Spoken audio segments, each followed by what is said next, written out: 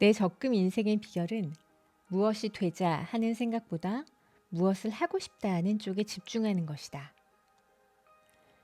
즉, 임원이 되겠다거나 사장이 되야겠다 하는 게 아니라 이런 브랜드를 담당하고 싶다, 이런 캠페인을 만들고 싶다 하는 식으로 목표를 구체화하고 나면 그 실행이 훨씬 쉬워진다. 그렇게 자신이 선택한 일에 최선을 다하고 자신이 만족스러울 때까지 그 일에 매진하여 열심을 다하면 상상도 못했던 좋은 결과가 반드시 따라온다. 예전에 영화를 하겠다고 오랫동안 다닌 직장을 그만둘 때 나의 상사는 넌 이대로 있으면 무리 없이 임원까지 쭉쭉 뻗어나갈 텐데 왜 그러냐? 하고 날 만류하셨었다. 그 말에 나는 저는 임원이 되는 것에 관심이 없습니다 하는 말로 내 고집을 관철했던 적이 있다. 나는 무엇을 하겠다는 것에 집중했지 무엇이 되어야겠다는 생각을 한 적이 없다. 오늘날 나의 커리어는 그렇게 꾸려온 결과치다. 무엇을 하고 싶다에 집중하면서 어떻게 할 것인가를 고민했다. 내게 주어진 일을 웃으면서 할 것인지 짜증을 내면서 억지로 할 것인지 역시 이는 순전히 나의 의지로 결정할 수 있는 사안이기 때문이다. 어떤 인생은 적금보다 조금 더 아쉬운 경우가 있을 수 있다. 예를 들면 일정 기간이 소요되지 않으면 원금까지 손실을 보게 되는 보험 같은 인생의 경우다. 하지만 그런 경우라도 일정한 기간을 넘기고 나면 최소한 원금 손실을 막을 수 있는 시점이 분명히 존재하기에 그때까지 버티는 것이 관건이다. 우리는 언제나 지나치게 빨리빨리를 외치고 당장의 결과를 보지 않으면 안 될 것 같은 조바심에 시달리지만 사실 인생은 끝까지 가봐야 한다.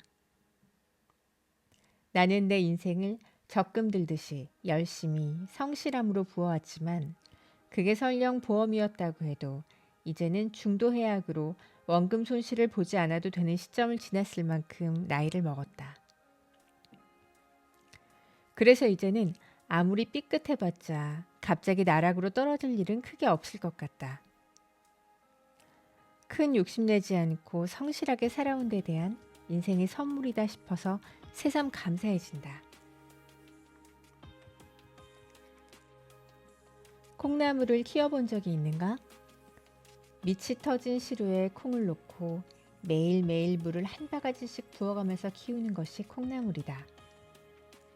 물을 부으면 밑이 터진 시루를 통해 부어준 물이 다 빠져나가기 때문에 도대체 콩이 어떻게 물을 먹고 자랄까 의심스럽다.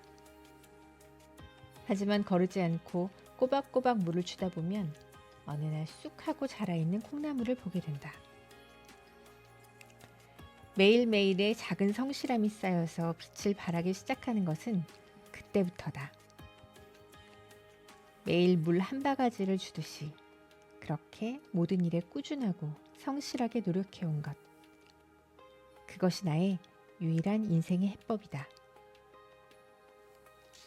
이렇게 쓰고 보니 오늘의 나를 있게 한 힘은 무엇인가에 대한 질문을 그냥 열심히 엉덩이 무겁게 버티다 보니까 하는 대답만 쭈뼛거리며 하고 있는 것 같아서 민망하다. 하지만 어쨌든 그렇게 살아온 결과가 나쁘지 않았으니까 나름대로 사회에서 인정도 받고 이렇게 책도 쓰고 있다. 내 인생이 성실함으로 무장하고 잘 버티기만 해도 최소한 이 정도까지는 올 수 있다는 하나의 사례가 되어주면 좋겠다. 주식처럼 세상의 평균치를 넘는 큰 이익이나 점프로 성공하는 인생이 아니어도 이렇게 만족스러운 인생길이 있다는 것이 전해지면 더 좋겠다. 이런 생각을 한참 하고 있는데 엄마로부터 전화가 걸려왔다. 무슨 주식이 좋다는 말을 듣고 살까 한다며 금융 전문가인 나의 지인에게 좀 물어봐 달라신다. 어디서 또 뿌리를 알 수 없는 카더라 소문을 들으셨나 보다. 10만 원짜리 물건 하나를 살 때는 이리 살펴보고 저리 살펴보고 꼼꼼히 따지며 2번, 3번 생각하시면서 정작 잘 알지도 못하는 회사의 주식은 좋다는 소문만 믿고 큰돈을 들여 과감하게 덜컥덜컥 사는 엄마의 메커니즘을 나는 도저히 이해할 수가 없다. 나는 엄마가 주식을 끊는 게 나의 소원이에요. 하고 전화를 끊었다. 난 아무래도 뭉근하고 꾸준하게 부어가는 적금 스타일이다.